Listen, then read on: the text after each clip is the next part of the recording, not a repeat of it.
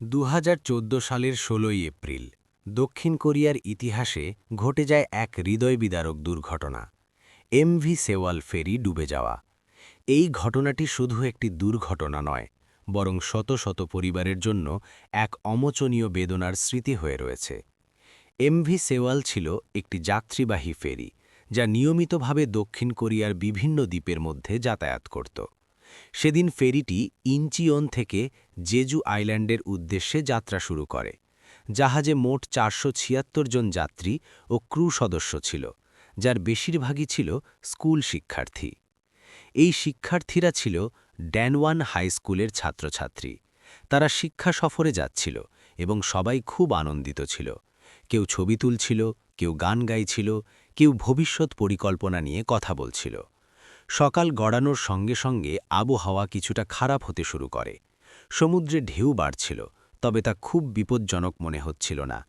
কিন্তু হঠাৎ করেই জাহাজটি একদিকে কাত হয়ে পড়তে শুরু করে।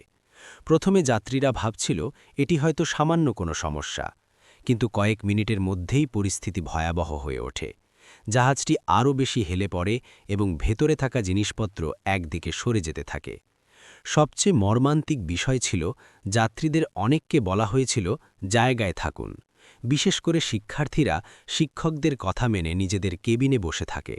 তারা ভাবছিল সব ঠিক হয়ে যাবে। এদিকে জাহাজের ক্রু সদস্যরা সঠিকভাবে পরিস্থিতি সামলাতে পারেনি। সময়মতো উদ্ধার কার্যক্রম শুরু করা হয়নি। অনেক মূল্যবান সময় নষ্ট হয়ে যায়। জাহাজটি ধীরে ধীরে ডুবে যেতে থাকে। পানি ভেতরে ঢুকে পড়ে এবং নিচের তলাগুলো দ্রুত ভরে যায়। যারা বাইরে বের হতে পেরেছিল তারা লাইফ জ্যাকেট পরে সাহায্যের জন্য অপেক্ষা করছিল। অনেক শিক্ষার্থী ভেতরে আটকে পড়ে। তারা ফোনে তাদের পরিবারকে শেষবারের মতো মেসেজ পাঠায়, আমরা তোমাকে ভালোবাসি, আমাদের বাঁচাও। এই বার্তাগুলো আজও মানুষের হৃদয় কাঁপিয়ে দেয়। উদ্ধারকারী দল ঘটনাস্থলে পৌঁছলেও শুরুতে কার্যক্রম যথেষ্ট দ্রুত ছিল না। কিছু যাত্রীকে উদ্ধার করা হলেও অনেকেই তখনও জাহাজের ভেতরে আটকে ছিল। জাহাজটি ধীরে ধীরে সম্পূর্ণ উল্টে যায় এবং শেষ পর্যন্ত সমুদ্রের নিচে ডুবে যায়। এই দুর্ঘটনায় মোট ৩০৪ জন মানুষ মারা যায়, যার অধিকাংশই ছিল কিশোর শিক্ষার্থী। এই ঘটনা পুরো দক্ষিণ কোরিয়াকে শোকাহত করে। দেশ জুড়ে মানুষ প্রতিবাদে নেমে আসে। তারা জানতে চায় কেন এত বড় অবহেলা হলো। তদন্তে বেরিয়ে আসে চমকপ্রদ তথ্য। জাহাজটি অতিরিক্ত মালামাল বহন করছিল এবং নিরাপত্তা নিয়ম ঠিকভাবে মানা হয়নি। এছাড়াও জাহাজের ভারসাম্য ঠিক ছিল না। সবচেয়ে বড় ব্যর্থতা ছিল উদ্ধার কার্যক্রমের দেরি। যদি সময়মতো সবাইকে বের হতে বলা হতো, তাহলে অনেক প্রাণ বাঁচানো সম্ভব ছিল। এই ঘটনার পর দক্ষিণ কোরিয়ায় বড় ধরনের পরিবর্তন আনা হয়। নিরাপত্তা আইন কঠোর করা হয় এবং দায়ীদের শাস্তি দেওয়া হয়।